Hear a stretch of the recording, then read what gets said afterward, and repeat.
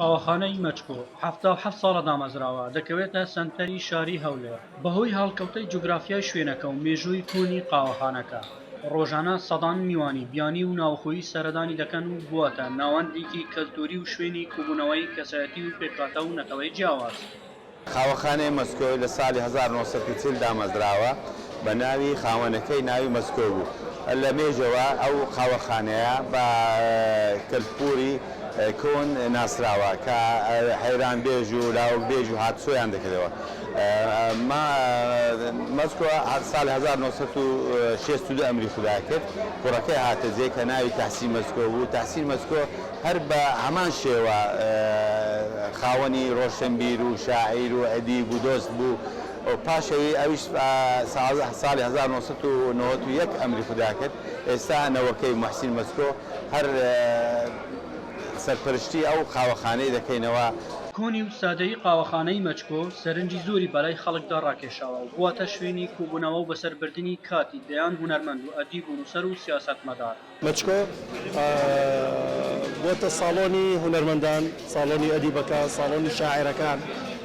هەموو ئەو شاعیرانێک کە لە هەولێر پەروەردە بوون، هەموو ئەو ڕۆشنبیرانە، ئەو نووسەرانە هاتوون لێرە خۆیان بینیوەتەوە لەناو ئەو خەڵکەدا.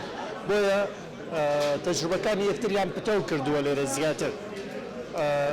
بۆیە من دووبارە ئەڵێمەوە مەچکۆ نەک وەکو چایخانەیەکی سادە، وەکو کافەیەکی سادە، بەڵکو تاڕادەی ساڵۆنێک دەوری خۆی بینیوە لە ناو خەڵکەکەدا و لە ڕێنیشاندنی و ئامادەکردنی جیلێکی نەتەوەی شەڕێک و پێک و تێگەیشتوو.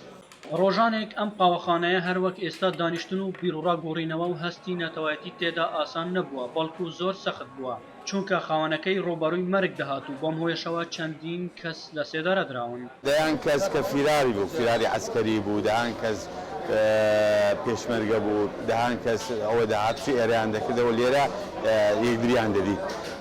یەک وەکی وەختی بەحسیەکان وەختی حکمی سەدامی ئەوە زۆر ئەبوو عەسکەرە بوو، فیرار بوو، داهاتنی هێدادنیش برایەکەم لێرە ئەوەیان دەکرد چاوێکیان لێ دەخستان دەیانوەدە ئەوە ئینزیبات هات، ئەوانە هەموو پەرد و پڵاو دەبوونەوە دەچناو لاولە.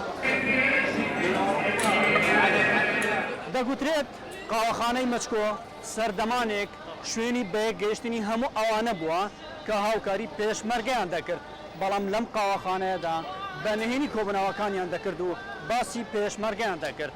زۆر جاریش ئاشکرا دەبوون و حکوومەتی بەعس لە سێدارەیان دەدا. لە هەولێرەوە ئەحمەد جێباری، دەنگی ئەمریکا.